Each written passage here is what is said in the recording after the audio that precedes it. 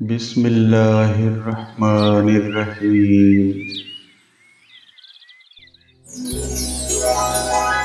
السلام علیکم دوستو، محبت اور بے وفائی کی کہانی، سمیر اور بہار۔ عنوان: نجات کا سفر۔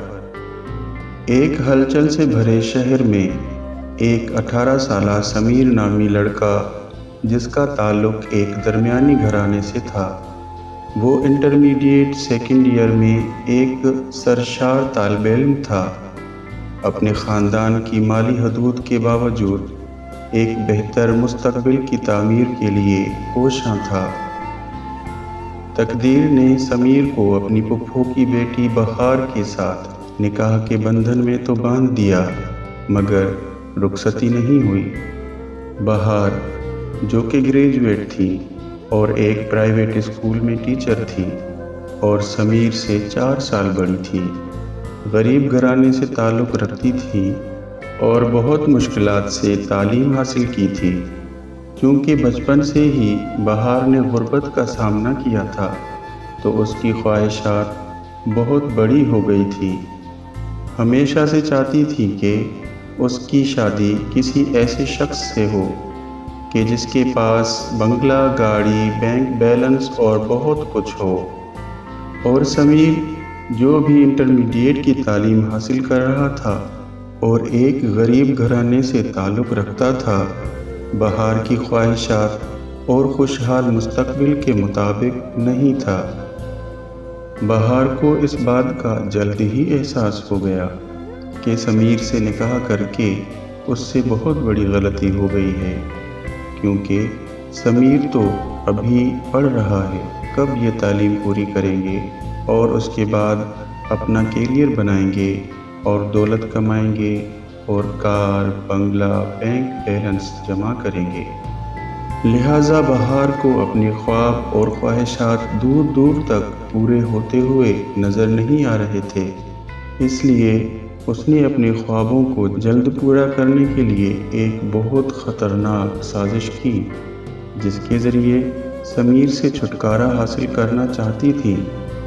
بہار نے نکاح جیسے مقدس رشتے کی توہین کرتے ہوئے ایک دن سمیر سے فون پر بات کرتے ہوئے کہا، کاش لڑکیوں کو یہ اختیار ہوتا کہ وہ نکاح نامے پر پینسل سے دستخط کرتی، تاکہ ضرورت پڑنے پر اسے ربڑ سے مٹا سکتی۔ بہار نے عید کے روز بھی عید کا سامان ٹھکراتے ہوئے فون پر سمیر سے یہ بھی کہا کہ اب بھی وقت ہے، ماموں سے کہیں کہ کسی اور لڑکی سے آپ کی شادی کروائیں۔ اس طرح دلوں کو کچلنے والی کئی باتیں بہار نے کیں۔ اپنی خواہشات میں اندھی ہو کر اس نے سمیر اور سمیر کے گھر والوں، یعنی کہ ماموں اور مامی، جو کہ بہار سے بے انتہا پیار کرتے تھے، اسے بہت توجہ دیتے تھے اور بہت عزت دیتے تھے، ان پر بہت جھوٹے الزامات لگائے اور بدتمیزی کی لہر دوڑا دی۔ اپنی معصوم صورت کا فائدہ لیتے ہوئے اپنی مکاریوں، چال بازیوں اور ہیرا پھیری کے ذریعے پورے خاندان میں غلط فہمیاں اور نفرت پھیلا دی۔ اس سے بھی اس کا کام نہ بنا تو اس نے عدالت سے خلا حاصل کر لی۔ اپنی خوشحال زندگی کی تلاش میں بہار نے بے وفائی کا راستہ اختیار کیا۔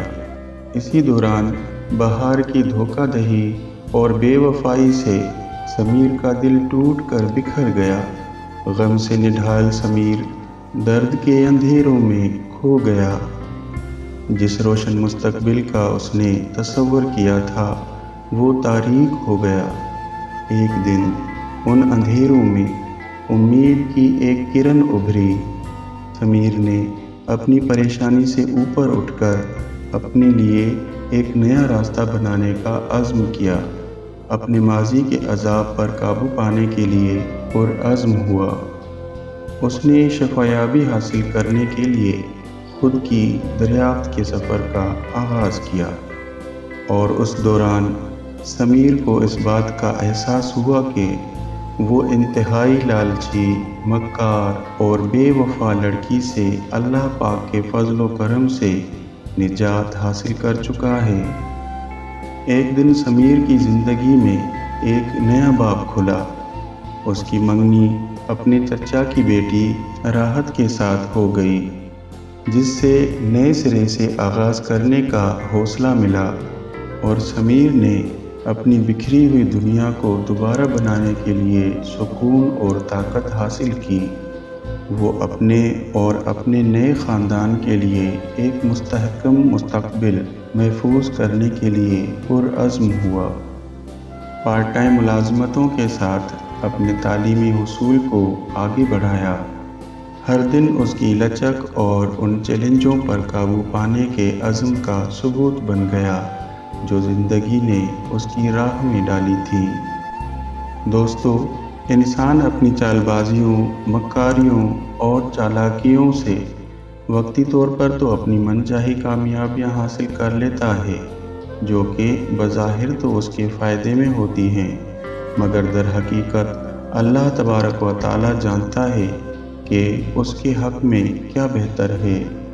لہٰذا اس سب کے دوران جو دل آزاریاں اور دلوں کو کچلنے والا کام بہار نے کیا، کیا وہ مکافات عمل سے بچ سکیں گی؟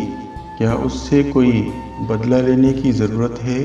کیا اس کو کوئی بد دعا دینے کی ضرورت ہے؟ نہیں نہیں، بالکل نہیں، کیونکہ وہ جو دلوں کو کچلنے والی تعلیم، تربیت، خود پرستی، تکبر اور لالچ بہار اپنے جہیز کے ساتھ اپنے سسرال لے کر جائے گی، بہار سے انتقام لینے کے لیے اور اس کے مکافات عمل کے لیے وہی کافی ہیں۔ پیارے دوستو، یہ یاد رکھیں کہ وقت سے پہلے اور نصیب سے زیادہ کسی کو کچھ نہیں ملتا۔ ہاں، ایسا ضرور ہے کہ کچھ لوگوں کو یہ خوش فہمی ہوتی ہے کہ وہ اپنی چالاکیوں، مکاریوں اور سازشوں سے اپنی تقدیر خود بنا سکتے ہیں، اور اس چکر میں وہ اپنا سب کچھ گنوا بیٹھتے ہیں۔ اس لیے میری آپ سب سے درخواست ہے کہ خدا را ان دلوں اور ان رشتوں کو جو آپ سے بے حد پیار کرتے ہیں، انہیں اپنی خود غرضی پر ہرگز قربان نہ کریں، کیونکہ اللہ تعالیٰ نے جن رشتوں کو جوڑ کر رکھنے کا حکم دیا ہے، انہیں توڑنا بہت بڑے گناہ کا کام ہے۔ اللہ نگہبان۔